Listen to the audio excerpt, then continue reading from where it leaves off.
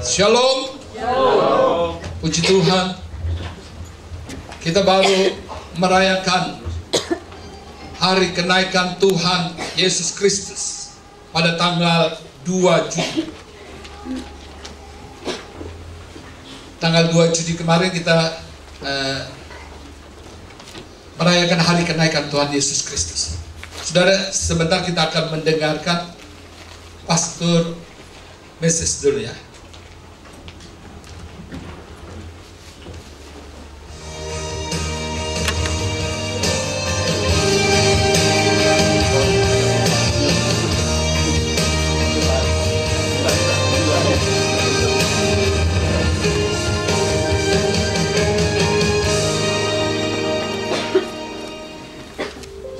Shalom, saudara-saudara dikasih Tuhan. Shalom. Mari kita angkat tangan kita di dalam Tuhan dan katakan demikian bersama saya. Kasih Tuhan sudah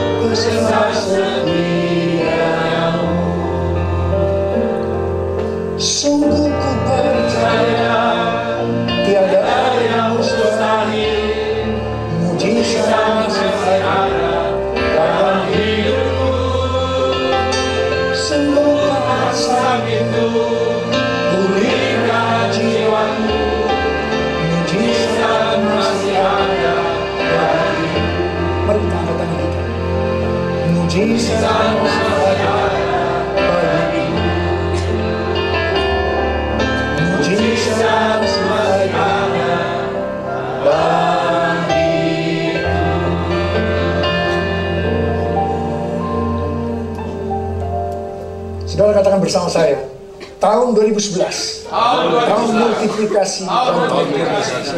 Tahun 2011, tahun multiplikasi dan tahun promesi. Tetapi di samping itu, tahun 2011 ini adalah juga tahun transisi. Saudara boleh pilih, kalau responnya benar, ke arah yang baik. Tapi kalau respon tidak benar, ke arah yang tidak baik. Tapi saya percaya, saya berdoa, setiap saudara meresponi yang baik. Amin. Sehingga saudara mendapatkan yang baik. Amin. Tahun 2011 adalah tahun tekanan, tahun stres besar, tahun goncangan. Tetapi di tengah-tengah itu, justru multiplikasi dan promosi terjadi dalam hidup saudara. Amin. Kuncinya, perhatikan perintah-perintah Tuhan. Amin. Perhatikan perintah-perintah Tuhan. Matius 24 ayat 37 berkata, sebab sebagaimana halnya pada zaman Nuh, demikian pula halnya kelak pada kedatangan anak manusia. Artinya kedatangan Tuhan Yesus untuk kali yang kedua itu sama halnya pada waktu air bah datang pada waktu zaman Nuh.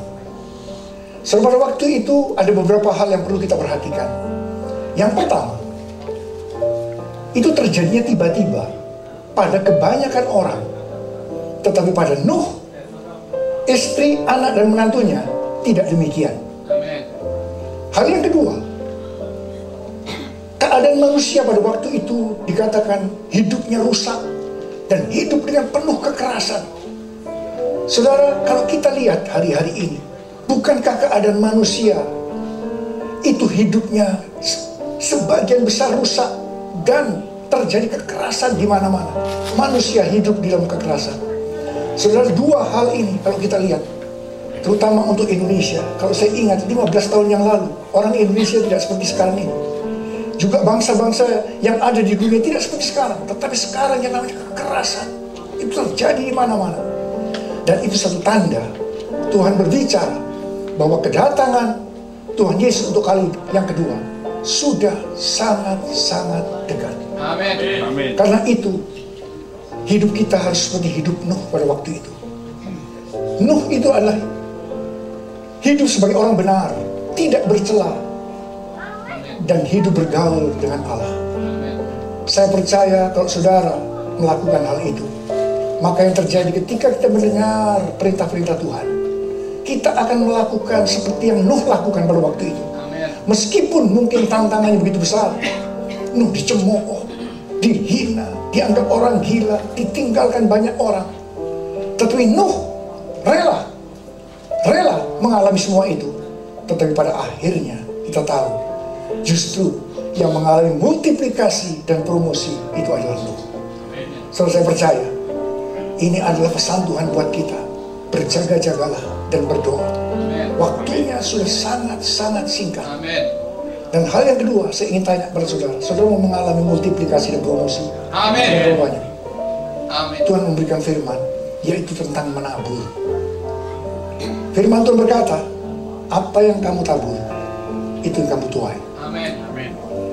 Saudara, karena itu saya mau katakan pada saudara, tabur yang baik, jangan yang jelek. Firman Tuhan berkata, kalau kamu menabur dengan kecurangan, kamu akan menuai bencana. Tetapi sebaliknya, kalau kamu menabur kebenaran, kamu akan menuai pahala yang tetap. Tabur yang baik. Tabur yang baik. Dan saya mau katakan satu hal kepada saudara. Yang saudara tuai, itu selalu lebih besar daripada yang ditabur. Karena sekali lagi, tabur yang baik. Firman Tuhan berkata, kalau saudara menabur angin, yang dituai itu puting beliung. Hati-hati. Tabur yang baik. Tabur yang baik. Mazmur 126 ayat 5 dan 6 berkata, orang-orang yang menabur dengan mencucurkan air mata akan menuai dengan bersorak-sorai. Orang yang berjalan maju dengan menangis sambil menabur benih, pasti pulang dengan sorak-sorai sambil membawa berkas-berkasnya. Saudara, mungkin dalam hal ini pada waktu kita menabur banyak mencucurkan air mata. Tapi firman Tuhan berkata, maju terus sambil menabur. Pasti engkau akan menuai dengan bersorak-sorai. Dan engkau pasti pulang sambil membawa berkas-berkasnya. Dan ganti berkas-berkasnya dengan berkat-berkatnya. Kita boleh berikan tepuk tangan buat Tuhan. Tiada yang mustahil, mujizat ada dalam hidupku.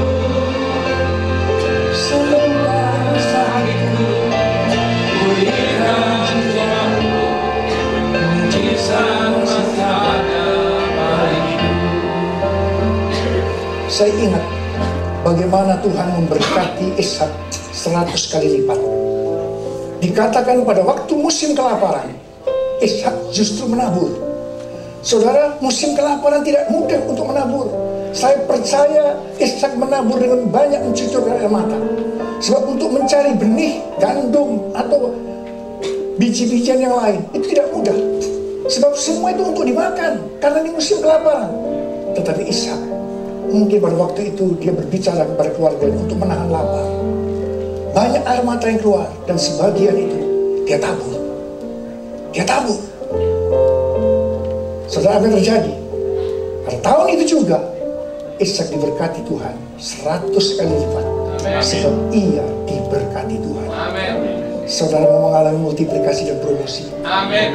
Semua mengalami multiplikasi dan promosi. Tabur. Tabur. Meskipun saudara mencucurkan air mata, tabur itu. Dan saya percaya saudara pulang sambil membawa berkat-berkatnya. Kita perlu berikan tepuk tangan sekali lagi. Tiada yang mustahil, mujizat ada dalam hidupku. Tuhan sakitku, pulihkan jiwaku, mujizat masih ada bagiku.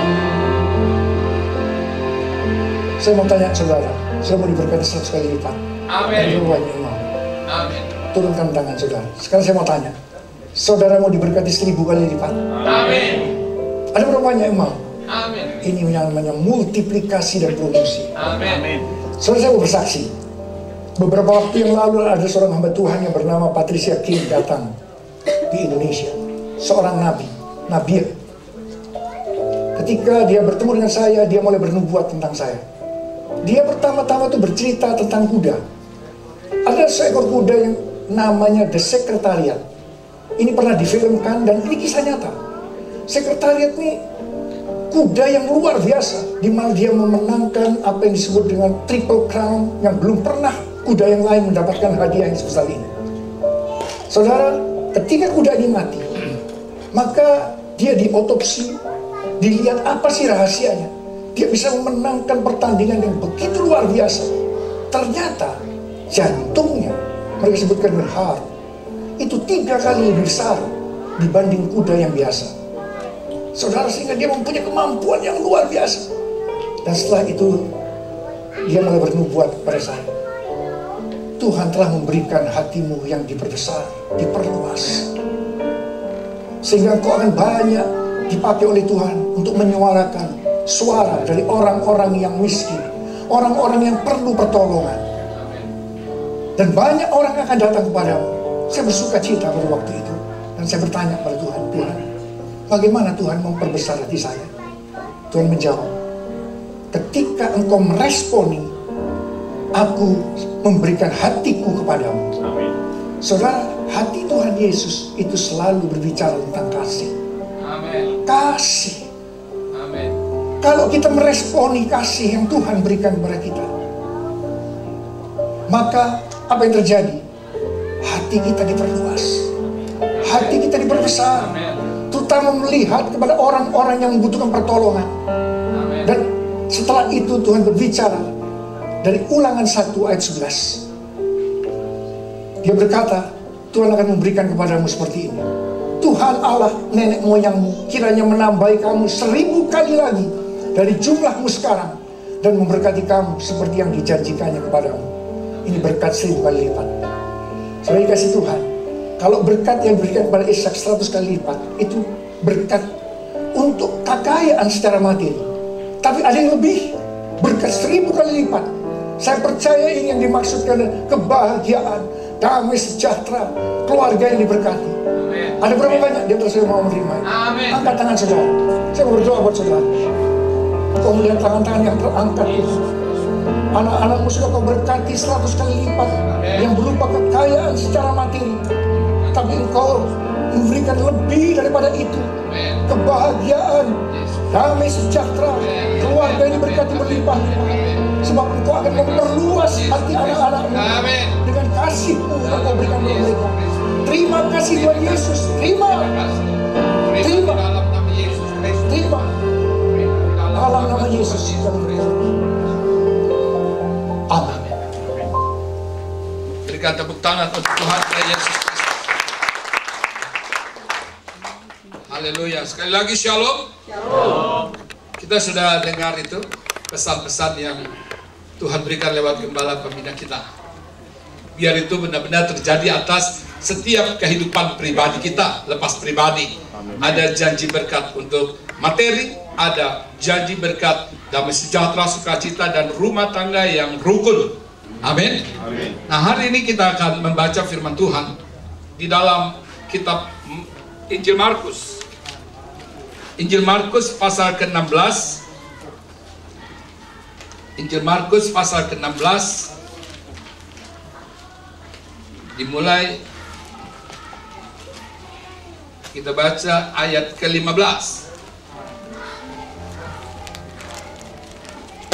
Markus pasal 16 dimulai dari ayat ke-15. Lalu ia berkata kepada mereka, pergilah ke seluruh dunia, beritakanlah Injil kepada segala makhluk. Siapa yang percaya dan dibaptis akan diselamatkan, tetapi siapa yang tidak percaya akan dihukum. Tanda-tanda ini akan menyertai orang-orang yang percaya. Mereka akan mengusir setan-setan demi namaku. Mereka akan berbicara dalam bahasa-bahasa yang baru bagi mereka. Mereka akan memegang ular, dan sekalipun mereka minum racun maut, mereka tidak akan mendapat celaka. Mereka akan meletakkan tangannya atas orang sakit, dan orang itu akan sembuh. Sesudah Tuhan Yesus berbicara demikian kepada mereka, terangkatlah ia ke surga, lalu duduk di sebelah kanan Allah. Mereka pun pergilah memberitakan Injil ke segala penjuru, dan Tuhan turut bekerja dan meneguhkan firman itu dengan tanda-tanda yang menyertainya. Tanggal 2 kemarin kita merayakan hari kenaikan Tuhan Yesus Kristus ke surga. Tidak semua negara yang merayakan ini. Tidak. Amerika, saya dapat berita, juga tidak merayakan ini. Singapura juga tidak merayakan ini. Tapi negara Indonesia itu merayakan. Bahkan ada libur yang cukup panjang.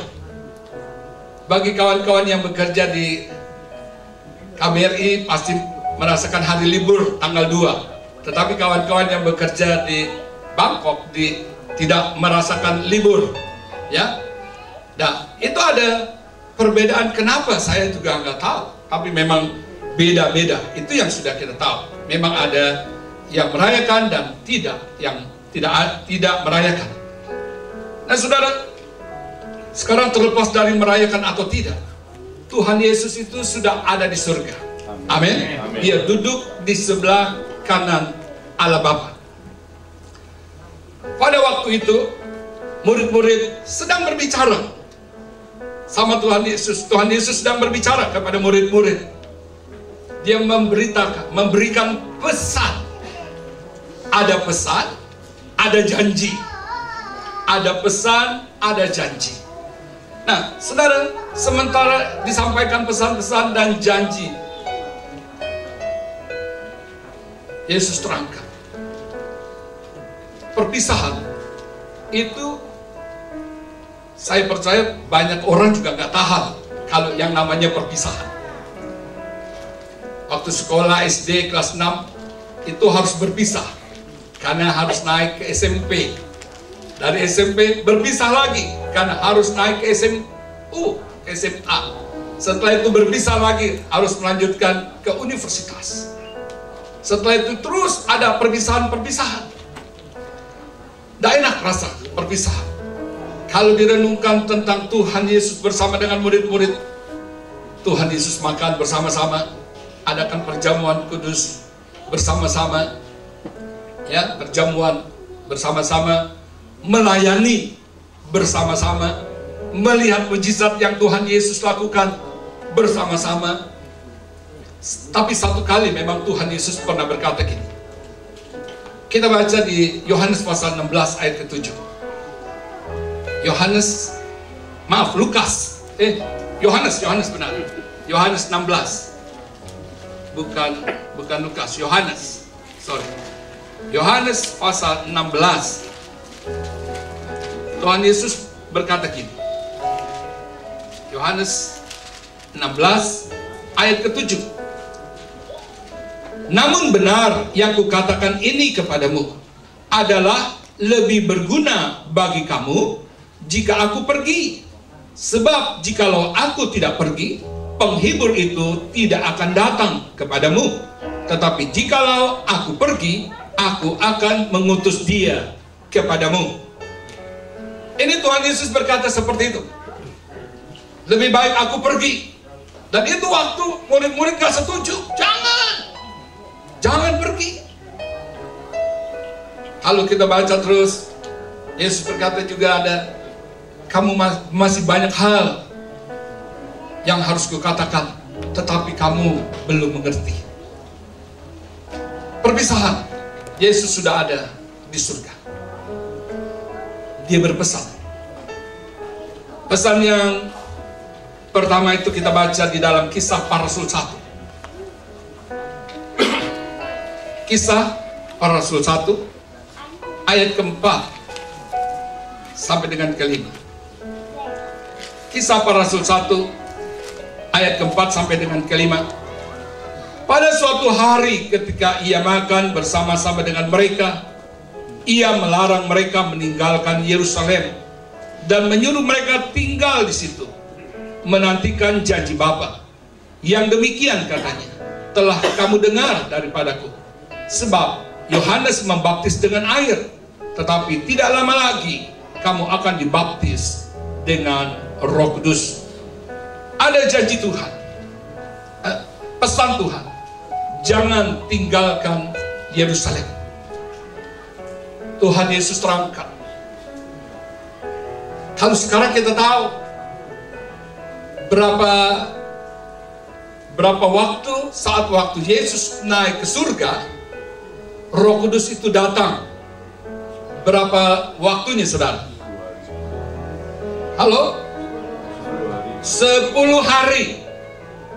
Kalau kita mau pakai logika akal, perjalanan dari bumi ke surga kira-kira berapa jauh ya?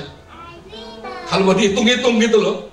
Ini Tuhan Yesus pergi ke surga, terus Roh Kudus datang, bedanya 10 hari. Berarti perjalanan dari bumi ke surga kira-kira berapa lama? 5 hari. 5 hari. Kalau secara logika, Pak Bambang cepat banget tuh. Karena apa? PP pulang pergi. Betul kan? Tuhan Yesus pergi, dia sampai di surga, minta sama Bapak, Roh Kudus datang. Jadi 5 hari. Tapi itu waktu murid-murid nggak dikasih tahu. Kamu harus tunggu di Yerusalem. Kamu harus tunggu di Yerusalem. Nggak tahu. Ada gereja yang berdoa selama 10 hari untuk supaya kepenuhan Roh Kudus. Berdoa, terus berdoa, terus berdoa. Dan masa-masa ini, masa-masa berdoa. Ya, 10 hari datang Roh Kudus. Saudara, ini pesan untuk supaya kita harus tunggu di Yerusalem. Kenapa Tuhan bisa pesan seperti itu? Apakah satu kebetulan? Kenapa harus tunggu dulu? Bukankah murid-murid semua sudah lihat bahwa Yesus itu benar bangkit? Dan dia juga lihat dengan mata kepalanya Tuhan Yesus terangkat ke surga. Bukankah itu waktu sudah boleh mulai start untuk melayani? Langsung bisa dong. Wah, hebat Yesus Kristus kita nih. Ayo kita pergi pelayanan. Yesus tidak ajar itu. Yesus ajarkan tunggu di Yerusalem. Tunggu di Yerusalem. Yohanes membaptis kamu dengan air. Tetapi tadi kita baca, sekali lagi saya baca ayat kelima. Sebab Yohanes membaptis dengan air, tetapi tidak lama lagi kamu akan dibaptis dengan Roh Kudus. Dan sang pembaptis itu adalah Yesus Kristus sendiri. Bukan pendeta, bukan hamba Tuhan. Hal yang membaptis dengan Roh Kudus itu adalah Tuhan Yesus Kristus sendiri. Tapi kalau pendeta, dia membaptis dengan air. Dia membaptis dengan air. Pada waktu saya pertama kesini juga saya sudah bertanya, siapa yang belum dibaptis? Saya sudah pernah bertanya, ya. Dan sampai hari ini, kalau ada yang belum dibaptis, mari berilah dirimu dibaptis untuk menunjukkan iman saudara kepada dunia bahwa engkau adalah pengikut Kristus. Pengikut Kristus. Karena firman Tuhan berkata, bertobatlah dan hendaklah kamu masing-masing memberi dirimu dibaptis dalam nama Yesus Kristus untuk pengampunan dosamu, maka kamu akan menerima karunia Roh Kudus. Dan saudara, waktu Yesus sudah naik ke surga, murid-murid itu waktu tidak langsung pelayanan, mereka menunggu janji Bapa. Dia menunggu janji. Pesan yang disampaikan, dia bisa langgar, mereka bisa langgar. Mereka bisa pergi ke Yudea, mereka bisa pergi ke Samaria, mereka bisa pergi ke ujung-ujung bumi. Tetapi mereka taat. Di dalam Kisah Para Rasul 1 ayat ke-8. Kisah Para Rasul 1 ayat ke-8. Mari sekarang saudara yang baca dengan suara yang nyaring. Kisah Para Rasul 1 ayat ke-8. 1, 2, 3. Tetapi kamu akan menerima kuasa, Roh Kudus memerintahkan kamu, dan kamu akan menjadi saksiku di Yerusalem, di seluruh Yudea, dan Samaria, sampai pada ujung bumi. Amin. Amin.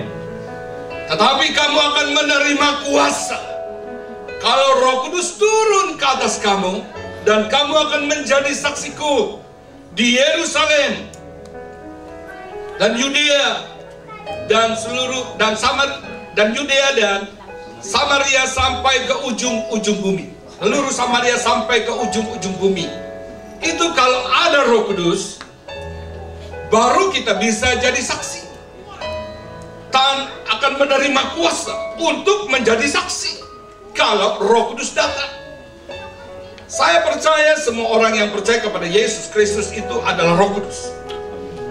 Tanpa Roh Kudus tidak mungkin orang bisa percaya bahwa Yesus Kristus itu adalah Tuhan. Ya.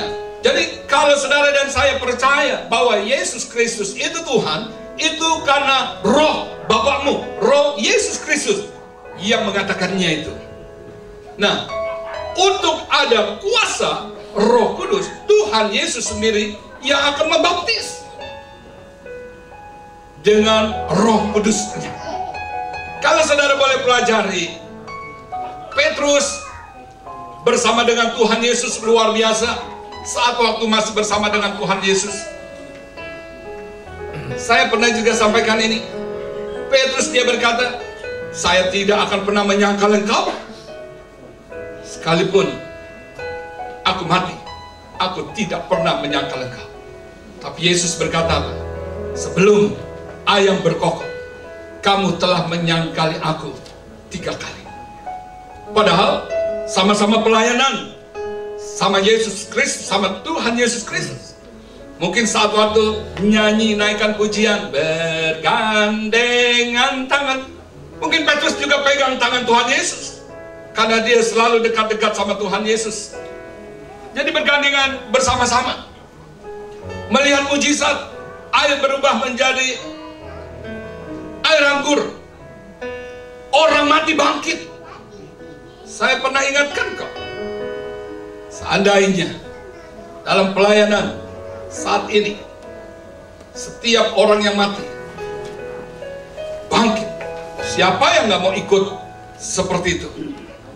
Punya pendeta yang model seperti itu, istilahnya pendeta sakti, yang orang mati bangkit. Kemana dia pelayanan? Saya akan ikut. Dengan kebaikan-kebaikan hati saudara untuk menunjukkan kepada si Bapak pendeta yang memiliki kuasa itu. Terus pada saat waktu enak-enaknya melihat mujizat, Yohanes 16 ayat 7 itu datang. Memang lebih baik aku pergi. Murid-murid langsung bilang, jangan dong, jangan pergi dong, bagaimana nih? Mereka nggak ngerti, tidak mengerti. Dan kita tahu murid-murid taat, dia tunggu sampai Roh Kudus itu datang. Jadi kalau ada di antara kita yang melayani tetapi belum tunggu, belum datang Roh Kudus untuk Yesus membaptisnya dengan tanda berbahasa roh. Bukan saudara tidak bisa melayani, saudara bisa melayani, saudara bisa melayani. Bukan tidak bisa, bisa.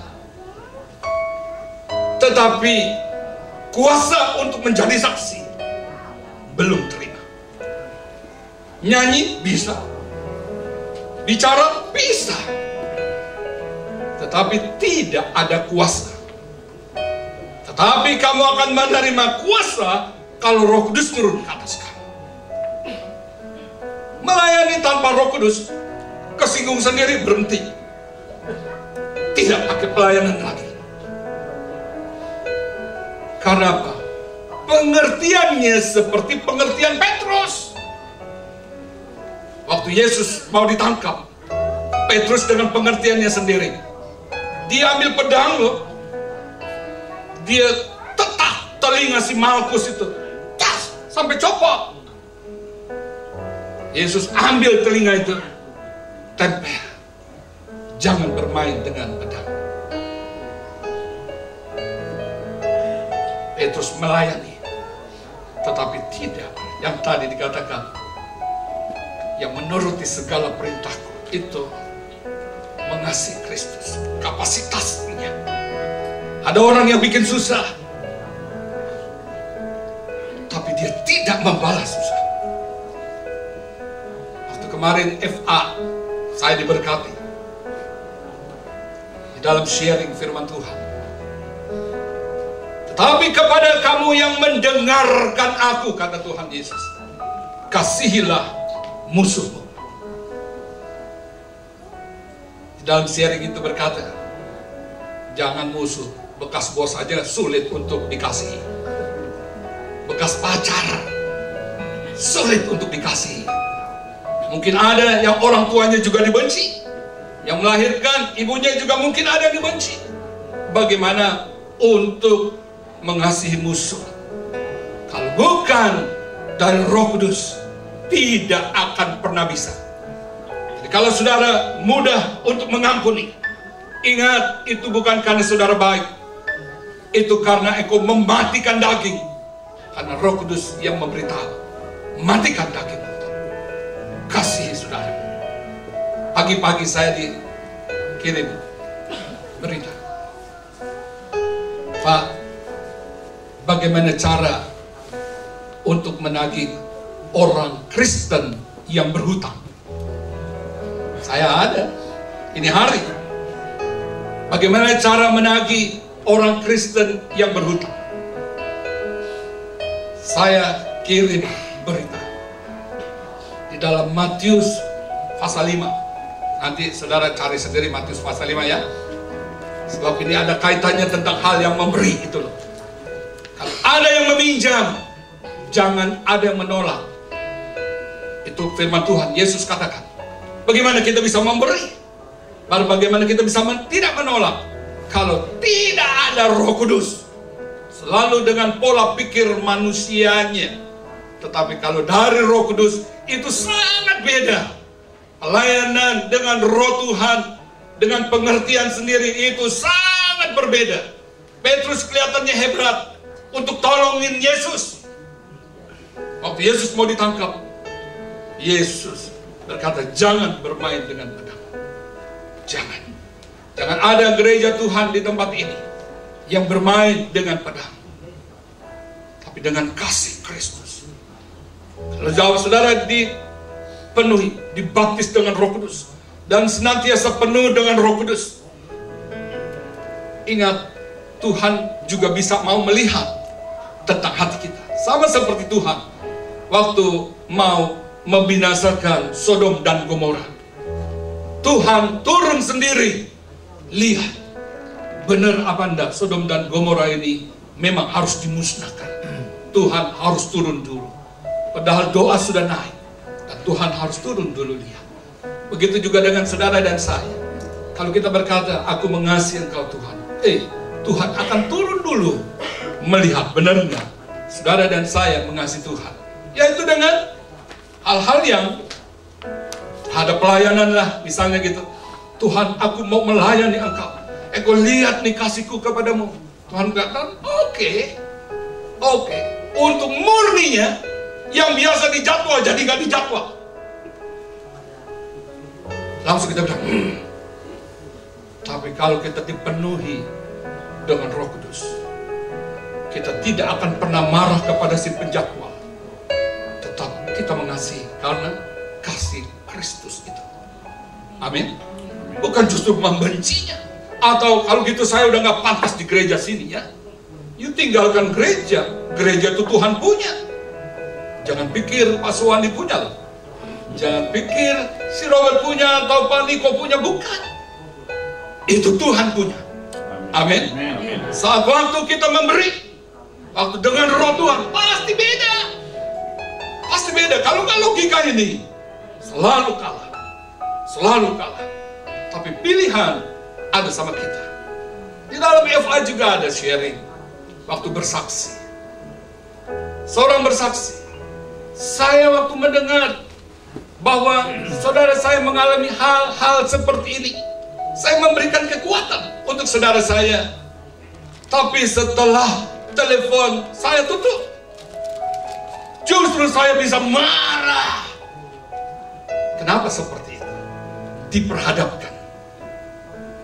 Tetap mengasihi apa yang mulutmu katakan, benarkah dari hatimu? Itu diperhadapkan. Selalu dalam kehidupan saudara dan saya pun seperti itu. Diperhadapkan. Pesan Tuhan, jangan tinggalkan Yerusalem. Tunggu. Mungkin ada di antara saudara yang belum dibaptis dengan Roh Kudus. Itu sangat-sangat mudah. Kita lihat di dalam Lukas pasal 11.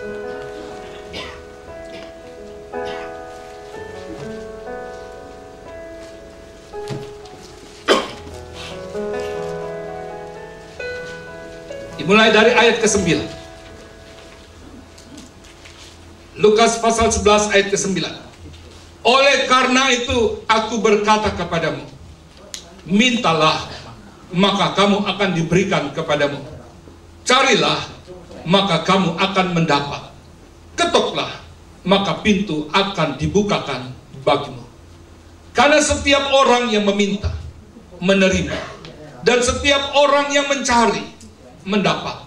Dan setiap orang yang mengetuk, baginya pintu dibukakan. Bapa manakah di antara kamu, jika anaknya minta ikan, daripadanya akan memberikan ular kepada anaknya itu ganti ikan? Atau jika ia minta telur, akan memberikan kepadanya kalajengking? Jadi jika kamu yang jahat tahu memberi pemberian yang baik kepada anak-anakmu, apalagi Bapamu yang di surga, Ia akan memberikan Roh Kudus kepada mereka yang meminta kepadanya. Amin. Hanya minta kepada Bapa di surga. Karena janji Yesus Kristus, minta berdasarkan kebenaran janjinya. Pesannya, jangan tinggalkan Yerusalem, tunggu aja. Dan setelah itu, waktu Tuhan sudah ingatkan tentang pesan, yaitu tunggu di Yerusalem. Yang kedua, pergilah. Pergi, beritakan Injil. Itu pesan Tuhan. Saat waktu perpisahan, orang meninggal. Misalnya, engkau kita yang meninggal. Kita ada orang yang meninggal. Kita selalu tanya, pesan terakhirnya apa ya? Pesan terakhirnya apa? Dan pesannya itu, misalnya, saya kalau mati dibakar ya. Ada satu ikut pemuritan. Tuhan percayakan saya untuk memuridkan. Ada satu ibu umur 19 tahun. Dia melayani, dia belajar. Dia ikut belajar. Suaminya belum di dalam Tuhan. Dia melahirkan. Dia sesar. Dia minum air sebelum harus minum. 19 tahun meninggal. Dikubur. Mau dikubur. Suaminya tidak di dalam Tuhan. Jadi harus dibakar. Saya bersama dengan kawan saya jumpai suaminya. Beritahu tentang orang yang percaya kepada Yesus Kristus. Kalau di gereja Bethel Indonesia itu tidak dibakar, tapi itu dikubur. Saya datangi, kasih tahu, beritakan. Surat sudah turun untuk dibakar, tapi itu bisa diganti untuk beli kuburan untuk dikubur. Pesannya apa? Biasanya orang paling takut kalau orang sudah mati. Matinya harus dibakar. Misalnya si engkong cerita seperti itu.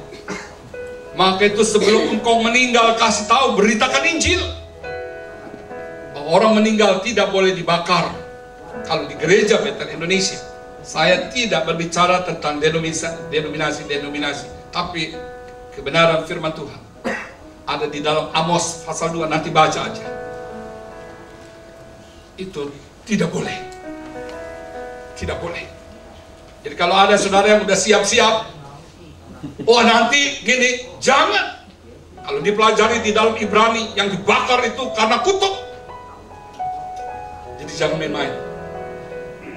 Tunggu di Yerusalem, biar dipenuhi, dibaptis oleh Roh Kudus dengan tanda berbahasa roh.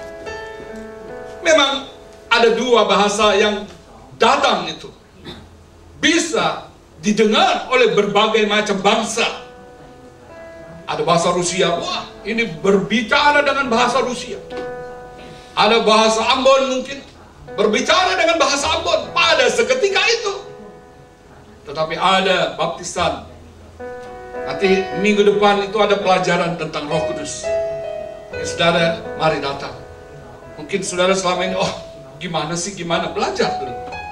Biar Tuhan yang membukakan, sehingga saudara bisa mengerti. Dalam pengiringan kita kepada Tuhan, tidak menyimpang dari pesan Kristus Yesus Tuhan. Tidak menyimpang. Sehingga janji-janji Tuhan, yang Tuhan janjikan itu benar-benar kita dapat menerimanya. Nah, saudara, pesan yang kedua, pergi, beritakan Injil. Kita sudah tahu itu. Pergi di dalam Markus pasal 2 tadi yang kita sudah baca, Markus pasal 16 yang tadi sudah kita baca. Dan ada juga di dalam Matius pasal ke-28. Itu amanat agung. Itu pesan sebelum Tuhan Yesus terangkat ke surga. Pergi, jadikan segala bangsa muridku. Baptis mereka di dalam nama Bapa dan Anak dan Roh Kudus. Dan ajarkan segala sesuatu yang telah kuperintahkan kepadamu. Itu perintah, pesan Tuhan sebelum dia terangkat ke surga. Kalau saudara dan saya mengasihi Tuhan, saya sangat percaya kita akan menuruti segala perintah-perintahnya. Pesan Tuhan lewat gembala pembina kita, diingatkan, perhatikan perintah-perintah Tuhan. Perhatikan, menjelang kedatangan Tuhan kali yang kedua. Situasi keadaan sudah menunjukkan, bahkan ada sekelompok yang berkata, Tuhan Yesus datang di bulan Mei tanggal 21 kemarin. Tetapi puji Tuhan, kesempatan masih ada bagi saudara dan saya. Kasih salam, kesempatan masih ada untuk saudara dan saya. Kasih salam. Mungkin hari-hari kemarin belum kita melakukan pesan Tuhan, mungkin berarti masih ada kesempatan. Masih ada kesempatan. Tapi jangan anggap enteng bilang gini, dari dulu katanya Tuhan mau datang, sampai hari ini Tuhan juga belum datang-datang. Saudara, jangan terkena orang-orang yang model seperti itu. Alkitab catat seperti itu loh. Yang berkata, mana? Sejak dari nenek moyang kami katanya Tuhan mau datang, sampai hari ini Tuhan gak datang-datang juga. Saudara, engkau yang sedang melayani, jangan lemah. Katakan amin. Mungkin, beritanya begini-begini, jangan lemah, jangan lengah. Harus terus berjaga-jaga. Karena waktunya tidak ada seorang pun yang tahu. Nah, saudara, itu pesannya. Sekarang ada janjinya. Di dalam Yohanes pasal ke-14. Di dalam Yohanes pasal ke-14. Ayat 1 sampai dengan ke-3. Janganlah gelisah hatimu. Percayalah kepada Allah. Percayalah juga kepadaku. Di rumah Bapakku banyak tempat tinggal. Jika tidak demikian, tentu aku mengatakannya kepadamu. Sebab aku pergi ke situ untuk menyediakan tempat bagimu. Dan apabila aku telah pergi ke situ dan telah menyediakan tempat bagimu, aku akan datang kembali dan membawa kamu ke tempatku, supaya di tempat di mana aku berada, kamu pun berada. Ada janji Tuhan. Ada janji Tuhan. Aku pergi ke sana untuk menyediakan tempat bagimu. Satu kali saya memberitakan Injil di dalam rumah duka. Ayahnya meninggal. Saya tidak kenal sama anaknya ini, karena rupanya ini abang laki-laki dari kawan saya yang orang tuanya meninggal. Nah, saya beritakan berita Injil. Cerita singkatnya, bapak ini 5 tahun kemudian jumpa sama saya. Saya sudah lupa. Terus, Pak, terima kasih ya buat rumahnya. Dia berkata seperti itu waktu jumpa setelah 5 tahun. Saya bingung, kapan saya kasih rumah? Benar-benar saya bingung. Wah, lupa ya Pak. Ingat nggak yang waktu papa saya meninggal? Bapak kan yang bilang, kalau percaya sama Tuhan Yesus, itu disiapkan rumah. Saya baru ingat, oh iya. Pak, sekarang saya sudah pergi ke gereja. Saya sudah dibaptis. Itu kasih Tuhan Yesus. Bagian saudara dan saya, pergi beritakan Injil. Pergi. Karena Yesus. Kalau saya ditanya, Pak Robert kerja apa? Saya kontraktor. Wah, enak dong Pak. Iya, enak. Orang-orang bilang kontraktor lagi sepi kalau di Indonesia. Lagi sepi itu waktu. Terus di mana kantornya Pak? Saya kantornya jalan terus. Apa sudah ada belum rumah yang di surga? Wah, dia jadi bingung kan? Nah, saya kontraktor rumah yang di surga. Saya beritakan. Karena Yesus yang berjanji. Saya beritakan. Di rumah Bapakku banyak tempat tinggal. Saya beritakan. Siapa yang percaya? Di rumah Bapak banyak tempat tinggal. Saudara benar-benar percaya? Amin. Coba baca Lukas 14 ayat 23. Lukas 14 ayat 23. Haleluya.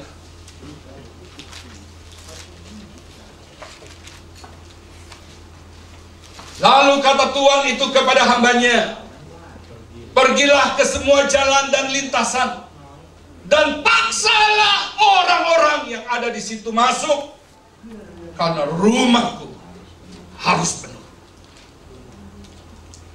Masih ada kesempatan. Masih ada kesempatan. Pergi dan paksa mereka. Nggak usah pakai pistol, nggak usah pakai celurit.